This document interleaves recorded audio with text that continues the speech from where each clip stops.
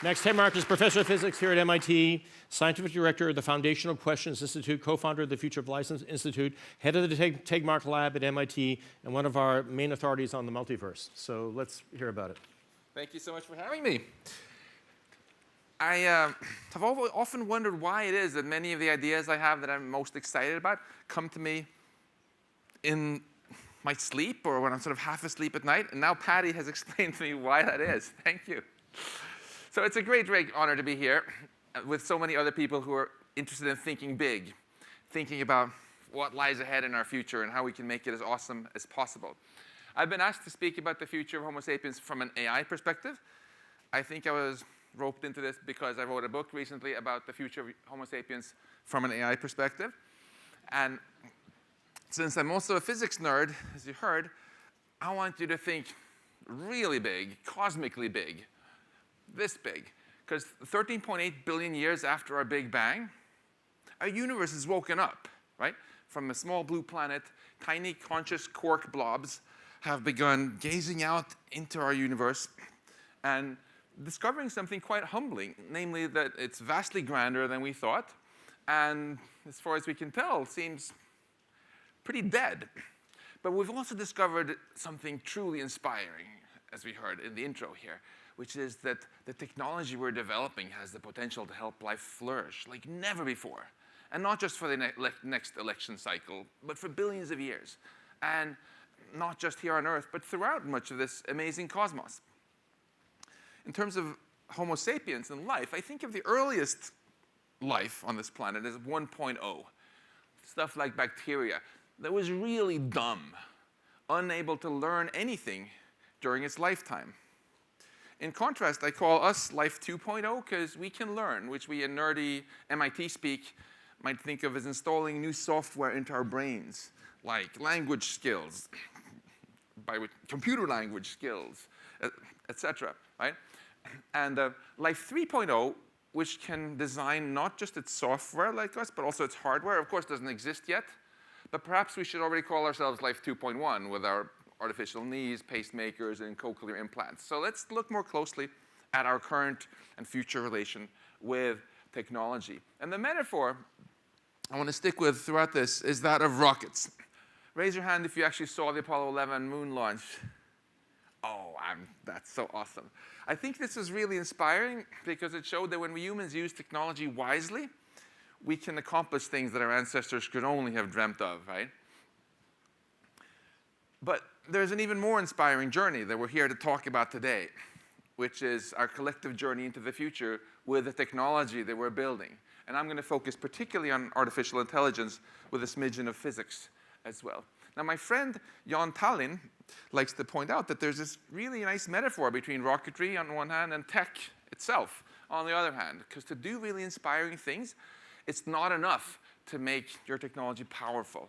You also have to figure out how to steer it and where you want to go with it, which connects with what Patty said there about the importance of thinking about ethics and what are we trying to accomplish with this. So let's talk about all three for artificial intelligence: the power, the steering, and the destination. And let's just start with the power of artificial intelligence. What is intelligence anyway? I'm defining intelligence simply as the ability to accomplish goals. The more complex the goals, the more intelligent. And I give this very inclusive definition because I want to include not just biological, but also artificial intelligence. And I want to avoid this silly carbon chauvinism idea that you can only be smart if you're made of meat. Why? Because I think it's exactly the opposite of carbon chauvinism, which has given us this amazing AI revolution. The idea that it's all about that intelligence itself is all about information processing. It doesn't matter whether the intelligence is processed by a neuron in the brain, or by carbon atoms, or by silicon atoms in your computer, or by some other kind of quark blob. And this simple insight has enabled engineers to continuously just swap out all the atoms against other atoms and totally change the under-the-hood substrate, making our memory 10 to the 15 times better, making our compute power 10 to the 19 times better per dollar. And it's not just the hardware improvements, of course, that have fueled things. Also software improvements, where we've come to realize that there are other ways of processing information other than Python and these sort of traditional ways where the intelligence gets put in by a human who's already smart, and the machine instead learns in various ways. Putting the hardware progress and the software together, it's amazing how far we've come, right? Not long ago, robots couldn't walk. Now they can do backflips. Not long ago, we didn't have self-driving cars.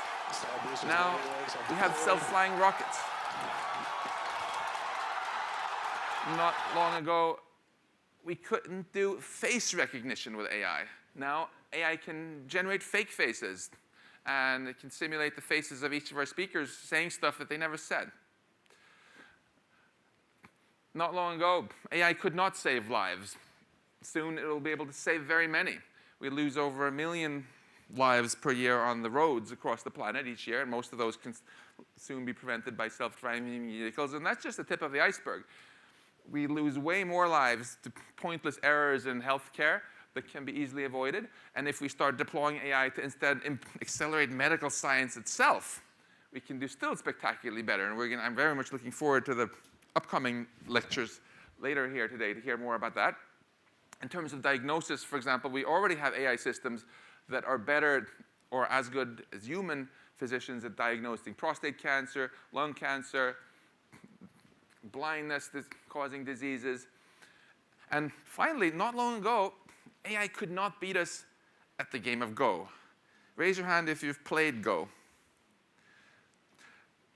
It wasn't long ago that I was told it was going to be more than 20 years by some of my AI colleagues. And now, of course, it's happened. Google DeepMind's AlphaZero AI took 3,000 years of human Go wisdom, Go games, put it all in the trash, and became the world's best Go player by just playing against itself for 24 hours. And the most impressive thing here is not that AlphaZero crushed human gamers, but that it crushed human AI researchers who had spent decades trying to handcraft Go-playing software. And the same AlphaZero also crushed human AI researchers in chess, which we had been working on since 1950. So all this amazing recent AI progress obviously begs the question for us, how far is this going to go? I like to think about this question in terms of this abstract landscape of tasks, which is really the single most important slide I'm showing you today, where the elevation shows how difficult each task is to do for a machine at human level, and the sea level represents what AI can do today. AI progress is obviously causing the sea level to rise, so we got a global warming going on here in the task landscape, and it's good to be in Massachusetts where I can talk about global warming without being booed. And so one obvious takeaway is raise your hand if you're a student. Yeah, be a little bit careful about going for careers right at the waterfront. But the bigger question is, how high is the water going to end up rising eventually? Is it eventually going to submerge all land, matching human ability at all tasks? This is the definition of artificial general intelligence, AGI. And by this definition, the people who say, nah, there'll always be jobs that humans can do better than machines, are simply saying we will never have AGI. We will never get AGI. Now, if you think AGI sounds like crazy science fiction, then you're probably decided not to go to this event tonight. But in case you're here anyway, I want to remind you that there is something else which sounds like even more crazy science fiction by a lot, and that's superintelligence. The idea is very simple, namely that if we get to AGI, but then since by definition it's better than us at all jobs, that includes the job of AI development, which means that further AI development can now happen on a much faster timescale than the typical human R&D timescale of years. So it opens a very controversial possibility that we could get recursively self-improving AI that rapidly leaves human intelligence far, far behind in a so-called intelligence explosion, creating superintelligence. And we'll get back to that in a bit. But first, we need a little reality check. I'm often told that only philosophers talk about superintelligence, and other people who are just totally clueless tree huggers and don't understand anything about AI. Is that true? Well, I'm going to let you judge for yourself by listening into this little panel that I moderated recently at a conference in California. So before I asked if superintelligence is possible at all, according to the laws of physics, now I'm asking, will it actually happen? Yes, no, or it's complicated? A little bit complicated, but yes. Yes, and if it doesn't, something terrible has happened to prevent it. Yeah. Yes. Probably. Yes. Yes. Yes. Yes. No. So we can settle this issue by just asking a simpler question. Are these people all philosophers? Well, Nick is a philosopher for sure, but some of them are certainly not. This is Demis Hassabis, right, founder of Google DeepMind, that gave us AlphaZero. And there are a lot of other familiar faces here, including a bunch of very famous AI professors. So no, it's not just philosophers. There are a lot of people who, with technology, what can possibly go wrong? There are a lot of people who know a lot about AI who take superintelligence seriously, so we should too. Does that mean it's going to happen? No. Does it mean that it's going to happen really soon? No. Does it mean we have to freak out? No. But it means we should take it seriously as a possibility and discuss it. So let's do that. First of all, how soon will it happen? Or let's lower the bar and say, how soon will we get to artificial general intelligence that can do everything we can? Here, this is a very genuine scientific controversy, frankly, where you have very serious people on both sides. My former MIT colleague, Rodney Brooks, says, nah, won't happen for hundreds of years. Whereas Demis Hassabis says, oh, he's much more optimistic, and his whole company is founded on building AGI and doing it relatively soon, right?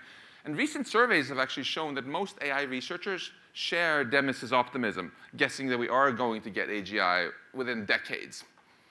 So within the lifetime of the vast majority of you, because I think you look pretty healthy all in lot, and like you go to the gym, and maybe David Sinclair can give you a few more tips for supplements after this. So, you know, this is very likely, quite likely to happen in our lifetime. And it begs the question, and then what? What do we want it to mean to be humans? To be human if machines can do everything better and cheaper than us? I think it's too common for people to just focus discussions like this on asking what will happen, as if we are some kind of pathetic passive bystanders just waiting for the future to happen to us. No, we are creating this future. And I don't just mean we, almost 8 billion Earthlings, I mean you in this room have a disproportionately large influence over what happens. So we shouldn't just ask what will happen. You should ask yourself, what do you want to happen? So I think we really face a choice here about this question.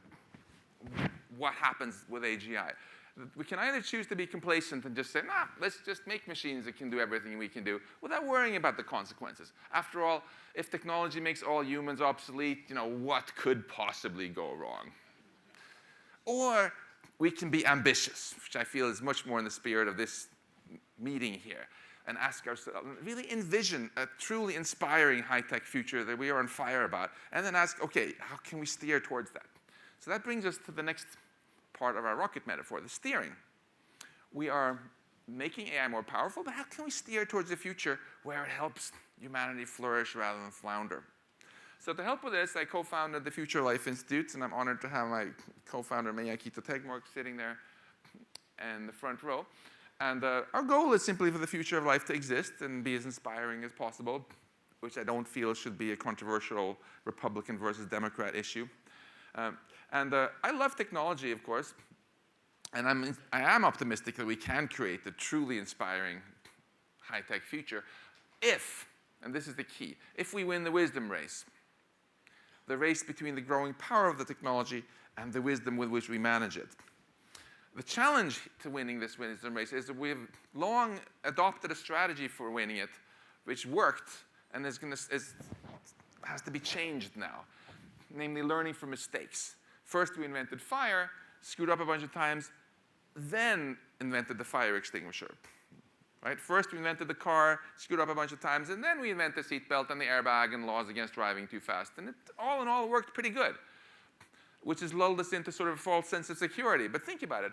Science keeps getting more powerful, and so does technology.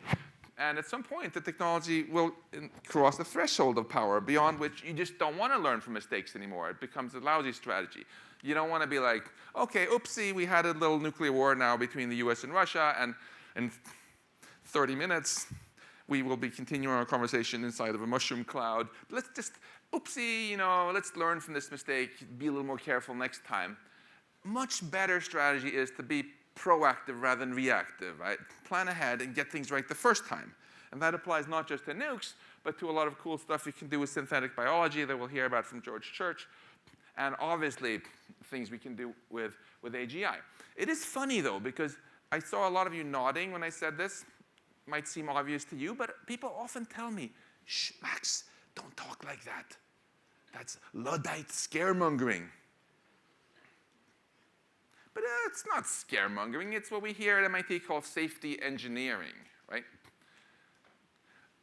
Before NASA put astronauts on this rocket, they systematically thought through everything that could go wrong when you put people on top of explosive fuel tanks and launched them to a place where no one can help them. Was that scaremongering? No. That was precisely the safety engineering that ensured the success of the mission. And that's exactly the strategy I think we should all take if we ever decide to build artificial general intelligence, as well as with all the other cool technologies we're going to hear about later today. So in that spirit, we've organized conferences bringing together leading AI researchers and other thinkers to develop this wisdom we need to do the safety engineering right. An output of a recent conference we had are the 23 Asilomar principles, which have been signed by over 1,000 AI researchers around the world and were recently endorsed by the state of California. And I'm just going to tell you very, very briefly about 3 of them. One of them is that we should avoid an arms race in lethal autonomous weapons. The idea is very simple. Any tech can be used for new ways of helping people or new ways of harming people, of course. And like biology is much more likely today to be used for new cures than for bioweapons. Chemistry is much more likely to be used for new materials than chemical weapons. And in the same way, AI researchers really want their technology to be used for accelerating scientific research and do all sorts of awesome stuff, not for building slaughter bots. And it's going to be really interesting to see if the AI community can persuade the decision makers of the world to get to have an international treaty drawing a line in the sand there, just like the biologists managed to get bioweapons banned, so we can keep AI being really a force for good. As I said, with technology, what could possibly go wrong?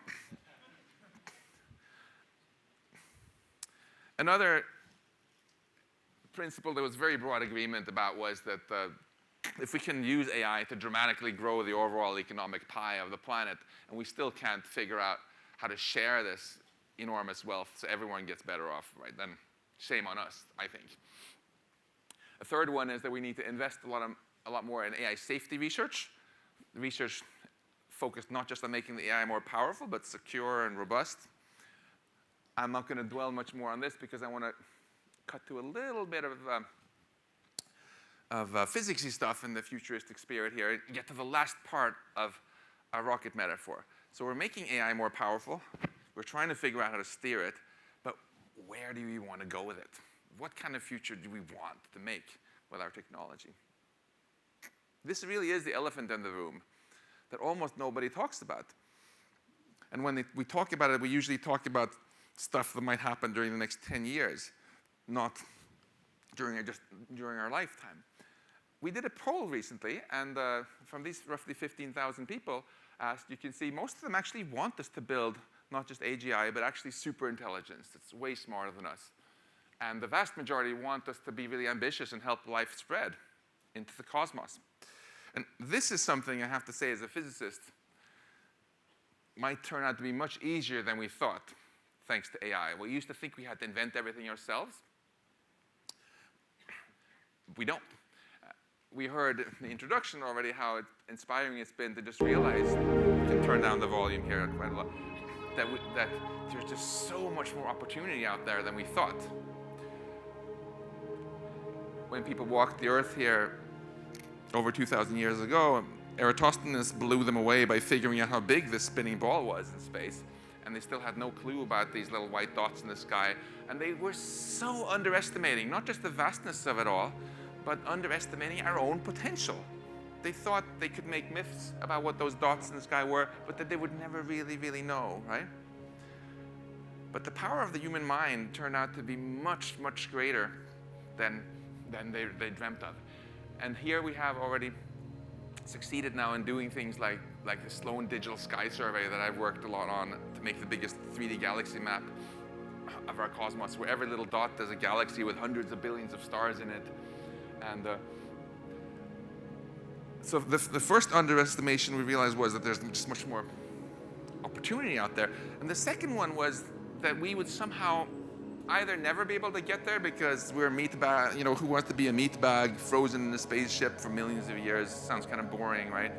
And moreover, inventing this technology will probably take much longer than a lifetime. But with artificial intelligence, once you build artificial general intelligence, you can, of course, use it to greatly accelerate the progress of science and bring what felt like a very distant future much more within reach.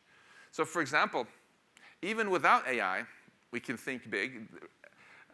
Robert Forward and many other thinkers have envisioned all sorts of cool things we could do in space. Even in our solar system, you know, we could start by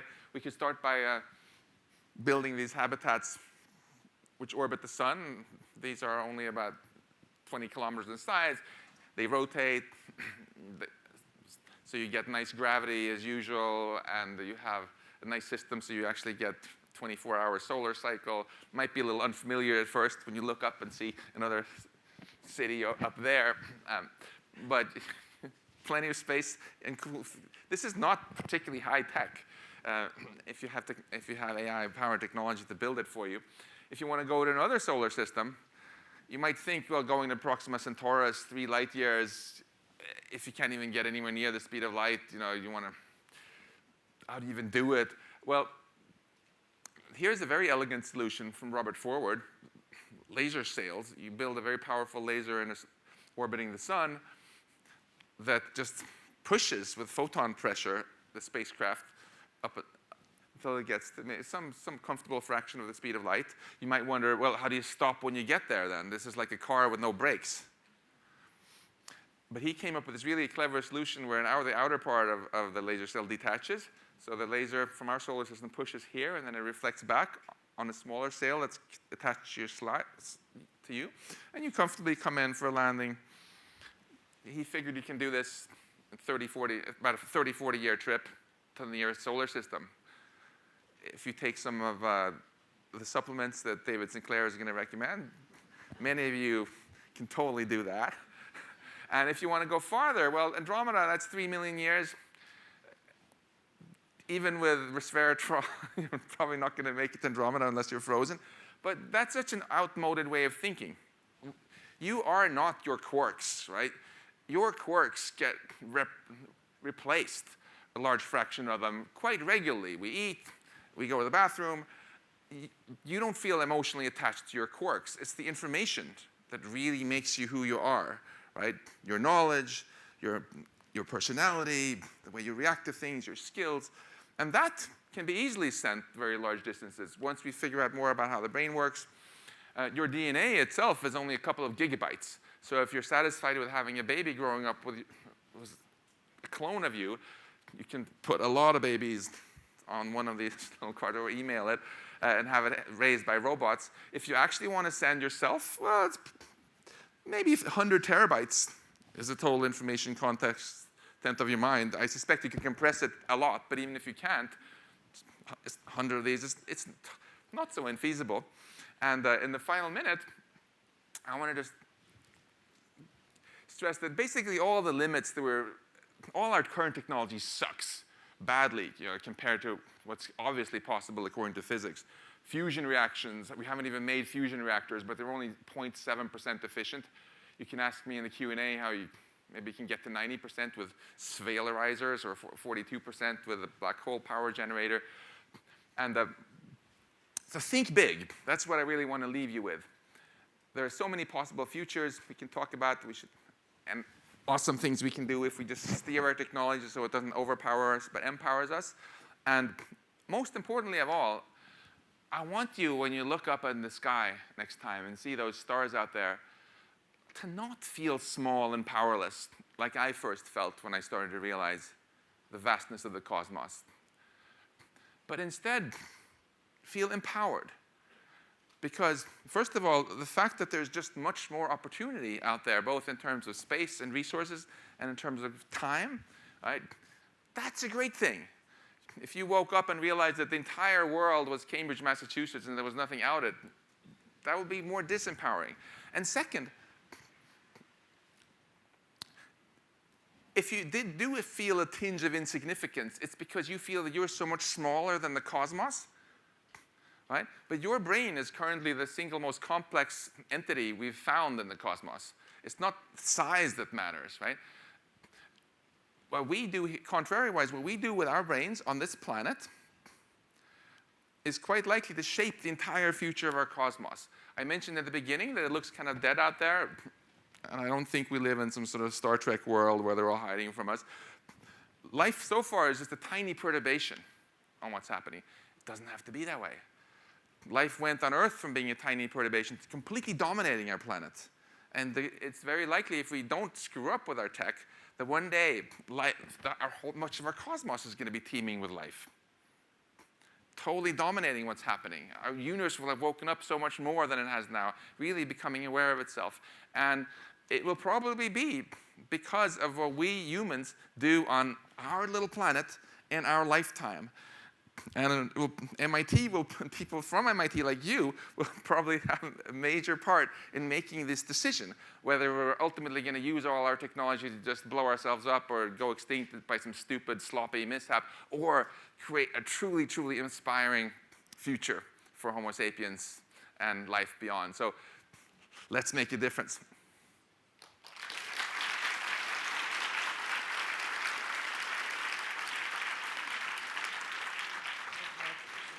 Maybe one or two quick questions, but before I take one from here, you got to tell me what a spheralizer is.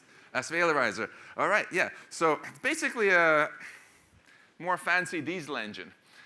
A diesel engine, as some of you know, has no spark plugs. You just take this mixture of diesel oil and oxygen, air, squeeze it together, and when it gets hot enough, it combusts, and then when the piston goes out again, there's just more energy there than there was before.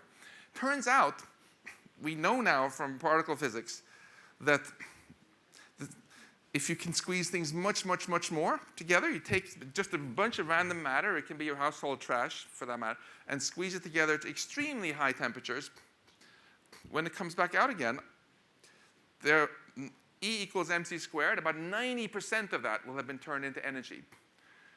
In contrast, the sun, when it does fusion and turns hydrogen into helium, 0.7% only get turned into it. Basically, on this planet and in your household trash, there's way more of the energy is in quarks and electrons than it is in photons. Once you squeeze it really, really hard and pull it back out again, it's about the same number of photons as quarks. Pretty nice trick. You go through neutronium into photons. So think big. Yeah, that's great. One question from the web. With the decline of Moore's law, will the decline of Moore's law prevent or stall the development of AGI? No. I can elaborate a little bit also. I think the decline of Moore's law is really lame and overhyped. Moore's law refers to a specific paradigm of computing, shuffling electrons around in 2 dimensions on chips, right? Yeah, of course that's going to fizzle out, just like punch cards kind of plateaued also. Mm-hmm. So you switch to a new paradigm.